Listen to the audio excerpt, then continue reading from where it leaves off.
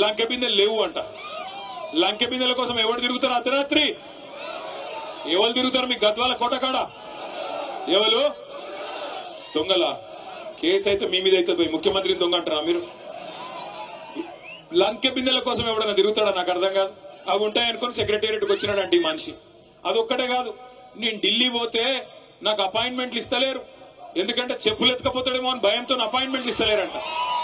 గిసంటోడు మన కర్మ, మన ముఖ్యమంత్రి అయ్యిండు. అందుకే నేను చెప్తా ఉన్నా, కాంగ్రెస్ వాళ్ళు నోటికొచ్చిన మాటలు చెప్పి అరిచేతిలో స్వర్గం చూపెట్టి మీకు ఇష్టం వచ్చిన వేలం పాటలాగా ఆయన 2 ఇస్తే నేను 4 ఇస్తా అని చెప్పి డైలాగులు కొట్టి ఓట్లు దండుకున్నారు. ఇవాళ అవతల పడ్డారు. మరి మీ ఎమ్మెల్యేకి ఏం నచ్చిందో పోయి వాళ్ళతో పాటు ఆ దొంగల ముఠాలో చేరిపోయినాడు. నేను మీ అందరికీ మాటిస్తా ఉన్నా, ఖచ్చితంగా ఉప ఎన్నికలు వస్తాయి. ఉప ఎన్నికల్లో ఈ ఎమ్మెల్యే గారిని చిత్తుగా ఓడించే బాధ్యత మీరు తీసుకోవాలని చెప్పి నేను విజ్ఞప్తి చేస్తా ఉన్నా. ఇక్కడ ఉన్న ఒక గద్వాల బిడ్డనే రేపు గులాబీ అభ్యర్థిగా మీ దగ్గరకు వస్తాడు. కేసీఆర్ పంపిన సోదరుడుగా సైనికుడిగా వస్తాడు. గెలిపించాలని చెప్పి నేను కోరుతా ఉన్నా. గెలిపిస్తారా లేదా? పక్కా గెలిపిస్తారా?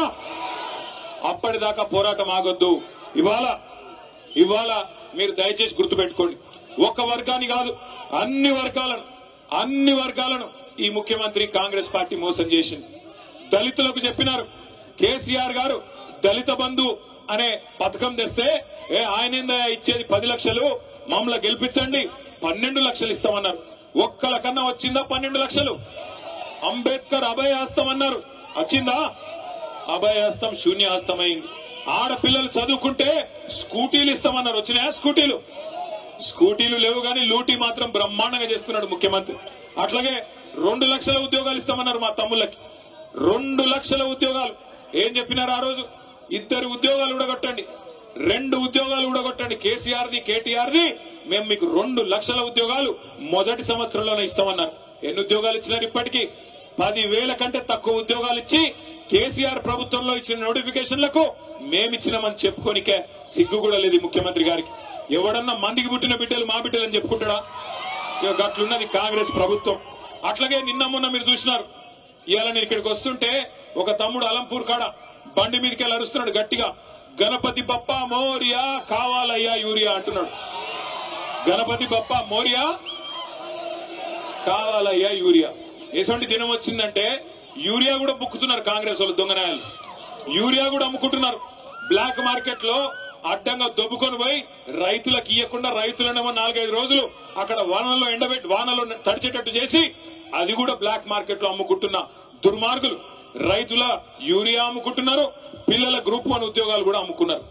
గ్రూప్ 1 లో కుంభకోణం జరిగిందని గ్రూప్ 1 పరీక్షల్లో 563 ఉద్యోగాలుంటే వాటిని కూడా అమ్ముకున్నారని చెప్పి మన ఆర్ఎస్ ప్రవీణ్ కుమార్ గారు పోతే పిల్లల దగ్గరికి వాళ్ళు చెప్తా ఉన్నారు.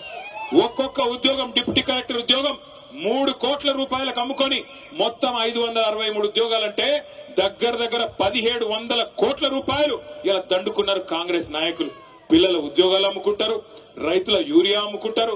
నమ్ముకున్న ప్రజల్ని ఇవాళ నట్టేట ముంచి ఆఖరికి మా బీసీ సోదరులు 42% రిజర్వేషన్ ఇస్తామన్నారు. 42% రిజర్వేషన్ ఇస్తాం, అది కూడా చదువులో, ఉద్యోగాల్లో, గవర్నమెంట్ కాంట్రాక్టుల్లో, అదేవిధంగా రాజకీయ పదవుల్లో అన్నిట్లో ఇస్తామని చెప్పినారు. చెప్పి 2.5 ఏళ్లు అయిపోయింది. కానీ ఇప్పటి వరకు ఒక్కటంటే ఒక్క హామీ, బీసీ డిక్లరేషన్లు ఇచ్చింది గాని, ఎస్సీ డిక్లరేషన్లు ఇచ్చింది గాని, ఎస్టీ డిక్లరేషన్లు ఇచ్చింది గాని ఒక్కటంటే ఒక్కటి కూడా చేసింది లేదు. మీరు గట్టిగా అడిగినారనుకో గద్వాలోళ్ళు గాని ఎక్కడోళ్ళు గాని ముఖ్యమంత్రి ఒకటే చెప్తాడు, ఏం మంచిగా లేదా నీకు, గుడ్లు వీకి గోటీలాడతా, పేగులు తీసి మెడలేసుకుంటా, ఈ డైలాగులు తప్ప ఇప్పటిదాకా 2 ఏళ్లలో పీకిందైతే ఏమీ లేదు. ఒక్కటంటే ఒక్క పని జరిగిందా? ముసలోళ్ళకి 4,000 పెన్షన్ అన్నావు ఇచ్చినావా? రైతులకు 15,000 రైతు బంధు అన్నావు ఇచ్చినావా? ఆడబిడ్డలకు 2,500 అన్నావు ఇచ్చినావా? 2 లక్షల ఉద్యోగాలు అన్నావు ఇచ్చినావా? 12 లక్షల అంబేద్కర్ అభయహస్తం అన్నావు ఇచ్చినావా? 42% రిజర్వేషన్ అన్నావు బీసీలకు ఇచ్చినావా? ఒక్క వాగ్దానం కూడా అమలు చేయకపోగా ఇవాళ మనం తీసుకున్న గట్టు ఎత్తిపోతల పథకాన్ని ఎక్కడున్నదాన్ని ఎక్కడేసిన గొంగడ అక్కడనే అన్నట్టు అట్లే వదిలిపెట్టినాడు. మొత్తం గట్టు ఎత్తిపోతల పథకం ద్వారా గట్టు మండలం గాని, కేటీతోటి మండలం గాని బ్రహ్మాండంగా 35,000 ఎకరాలకు నీళ్లు ఇవ్వాలని కేసీఆర్ గారు 581 కోట్ల రూపాయలతో మంజూరు చేస్తే 2 ఏళ్లుగా ఆ పథకాన్ని ఎక్కడున్న గొంగలు అక్కడనే అన్నట్టు పండబెట్టింది కాంగ్రెస్ ప్రభుత్వం. అదే కేసీఆర్ గారి ప్రభుత్వంలో ఉమ్మడి పాలమూరు జిల్లాలో పెండింగ్ ప్రాజెక్టులన్నింటినీ రన్నింగ్ ప్రాజెక్టులుగా మార్చి కొత్తగా 10 లక్షల ఎకరాల కాయ కట్టించిన నాయకుడు ఎవరు? దాని వల్లనే ఇవాళ రివర్స్ మైగ్రేషన్ పాలమూరుకు స్టార్ట్ అయింది. నేను ఇదే గట్టుకు ఆనాడు ఇదే మన గద్వాలకు దరూరు మండలానికి మంత్రిగా వస్తే నేను నిరంజన్ రెడ్డి గారు మేమందరం పోతా ఉన్నాం. ఓ పత్తి చేను కాడ మొత్తం చాలా మంది కూలీలుంటే పలకరిద్దామని ఆగితే అక్కడ పోయి అడిగిన అమ్మ మీది ఏ ఊరు అని. ఏ ఊరు అంటే వాళ్ళు సిగ్గుపడుతూ మాట్లాడతలేరు. ఏమా చెప్పమ్మా అలంపూర్ తాలూకానా గద్వాలనా ఎక్కడా అని అడిగితే వాళ్ళు ఏం చెప్పినారు ఎరికేనా? అన్న మాది రాయచూరు అన్నా అని చెప్పినారు. రాయచూరు నుంచి ఇక్కడికి వచ్చి పని చేస్తున్నారంటే అవునన్నా అన్నారు. పక్కన ఇంకో 2 అమ్మాయిలు ఉండే మీదే ఊరమ్మా అంటే మాది కర్నూలు అన్నా అని. మాకెంత గర్వంగా అనిపించింది ఎరికేనా? ఒకనాడు వలసల జిల్లాగా ఉన్న పాలమూరు, వలసలకు కేర్ ఆఫ్ అడ్రస్ గా ఉన్న పాలమూరు ఇవాళ రివర్స్ మైగ్రేషన్ అంటే అటు కర్ణాటకలోని అభాగ్యులకి ఇటు ఆంధ్రాలో ఉండే అభాగ్యులకు కూడా అన్నం పెట్టే స్థాయికి పాలమూరును చేసింది ఎవరు? అట్లాంటి కేసీఆర్ గారి నాయకత్వంలో నడిగడ్డలో మీరు గెలిపించుకున్న ఎమ్మెల్యే మీకు పంగనామాలు పెట్టి మీకు శటకోపం పెట్టి పార్టీకి తల్లి పాలు దాగి రొమ్మును గుద్దినట్టు పార్టీకి అన్యాయం చేసి ఇలా రేవంత్ రెడ్డి సంకన కూర్చొని మీదికి మాత్రం సన్నాయి నొక్కులు నొక్కుతున్నాడు. నేను బీఆర్ఎస్ లోనే ఉన్నా అని ఇవాళ భయపడతా ఉన్నాడు. నేను అడుగుతా ఉన్నా రేవంత్ రెడ్డి గారు, 2 ఏళ్లలో నీ పార్టీ నీ ప్రభుత్వం ఏదో పొడిసింది అని నువ్వు అనుకుంటే దమ్ముంటే నీ భాషలో చెప్తున్నా. నాకు భాష ఇట్లా మాట్లాడు ఇష్టం ఉండదు, కానీ రేవంత్ రెడ్డికి ఈ భాషలో చెప్తేనే అర్థమవుతుంది అని తెలుసు. రేవంత్ రెడ్డి నీకు దమ్ముంటే నువ్వు మగాడివైతే ఆ 10 మందిని రాజీనామా చెప్పి ఎన్నికల్లో చూసుకుందాం ఎవరి సత్తా ఏందో, ఎవరి ప్రభుత్వ పనితీరేందో, 10 ఏళ్ల కేసీఆర్ పనితీరేందో, 2 ఏళ్ల కాంగ్రెస్ ప్రభుత్వ పనితీరేందో ప్రజలే నిర్ణయం చేస్తారు.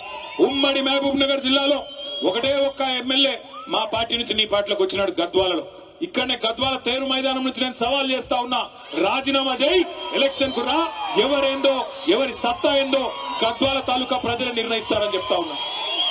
మీ అందరినీ నేను మనస్ఫూర్తిగా ఒకటే కొడతా ఉన్నా. ఎక్కడ పోయినా ఇవాళ ఒకటే మాటిని పడతా ఉన్నది. అప్పుడే బాగుండన్నా, కేసీఆర్ ఉన్నప్పుడే కరెంటు మంచిగా వస్తుండే, కేసీఆర్ ఉన్నప్పుడే టైంకు యూరియా దొరుకుతుండే, కేసీఆర్ ఉన్నప్పుడే బ్రహ్మాండంగా పంటల కొనుగోలు జరుగుతుండే, కేసీఆర్ ఉన్నప్పుడే మాకు నాట్లేసే టైం వచ్చింది అంటే టింగు టింగుమని రైతు బంధు పడుతుండే. ఈ ముఖ్యమంత్రి వచ్చినాక, ఈ కాంగ్రెస్ పార్టీ ప్రభుత్వం వచ్చినాక మా బాధ చెప్పరాకుండా ఉందన్నా అని చెప్పి ఇలా ఎక్కడ పోయినా రైతన్నలు ఏడుస్తా ఉన్నారు. ఆటో డ్రైవర్లు చెప్తా ఉన్నారు, అన్నా ఇది మా చావుకే వచ్చింది ప్రభుత్వం, ఇప్పటికే దగ్గర 70 మందిని చచ్చిపోయినాము, దయచేసి మమ్మల్ని కాపాడండి అని చెప్పి ఆటో అన్నలు బాధపడతా ఉన్నారు. అట్లాగే ఏ వర్గమైన పిల్లల దగ్గరికి పోతే, చదువుకున్న పిల్లల దగ్గరికి 2 లక్షల ఉద్యోగాలు వస్తాయి మొదటి సంవత్సరం అని చెప్పి రాహుల్ గాంధీ వచ్చి చెప్తే నమ్మినామన్నా, నమ్మి మీకు వ్యతిరేకంగా ప్రచారం చేసినాం, ఓట్లేసినాం. ఇట్లా ఉద్యోగాలు అమ్ముకుంటారని మాకు తెలియదన్నా. ఒక్కో ఉద్యోగం గ్రూప్ 1 ఉద్యోగాన్ని 3 కోట్ల నుంచి 5 కోట్లకు అమ్ముకున్నారు, డిప్యూటీ కలెక్టర్ లాంటి ఉద్యోగాలను. మరి ఇంత దుర్మార్గం వస్తుందని మేము అనుకోలేదన్నా అని పిల్లలు బాధపడతా ఉన్నారు, మా ఆడబిడ్డలు బాధపడతా ఉన్నారు. వాళ్ళు చెప్తా ఉన్నారు, అన్నా 2500 ఇస్తానంటే, మా పిల్లల పెళ్లిలకు తులం బంగారం ఇస్తానంటే మోసపోయినామన్నా, దయచేసి ఏమనుకోవద్దని వారు చెప్తా ఉన్నారు. గురుకుల పాఠశాలలు ఆనాడు ప్రవీణ్ గారు సెక్రటరీగా ఉన్నప్పుడు కేసీఆర్ గారు 1022 గురుకుల పాఠశాలలు పెట్టి మీ దగ్గర కూడా అన్ని మండలాల్లో మల్దకల్ కావచ్చు, కేటీతోటి కావచ్చు, అదేవిధంగా గట్టు కావచ్చు, దరూరు కావచ్చు, ప్రతి మండలంలో బ్రహ్మాండంగా గురుకుల పాఠశాలలు, ఎస్సీ ఎస్టీ బీసీ మైనారిటీలకు బ్రహ్మాండమైన గురుకుల పాఠశాలలు పెట్టి 1022 పాఠశాలల్లో 6.5 లక్షల మంది పిల్లల్ని చదివించేటోడు. ఆ రోజున్న పరిస్థితి గురుకులాల్లో ఈ రోజు ఎట్లా ఉంది, ఆ రోజు ఎట్లా ఉంది మీరు ఆలోచించండి. ఎలుకలు కొరుకుతున్నాయి పిల్లల్ని, పులిహోరలో పురుగులు వస్తున్నాయి. ఇప్పటికి 105 మంది పిల్లలు ఆఖరికి చచ్చిపోయే దుస్థితి ఈ ప్రభుత్వంలో వచ్చింది. ఇవన్నీ బాగున్నాయనా? మీ గద్వాల ఎమ్మెల్యే గారు పోయి రేవంత్ రెడ్డి సంఖలో ఎక్కినాడు. గురుకులాలు బాగుపడ్డాయనా? మీ రోడ్లు బాగుపడ్డాయనా? గద్వాల తాలూకాల రూపాయి పనైందనా? ఎందుకు పోయిండు, ఎవరి అభివృద్ధి కోసం పోయిండు ఆలోచించమని కోరుతా ఉన్నా. ప్రజల విజ్ఞతను, ప్రజల చైతన్యాన్ని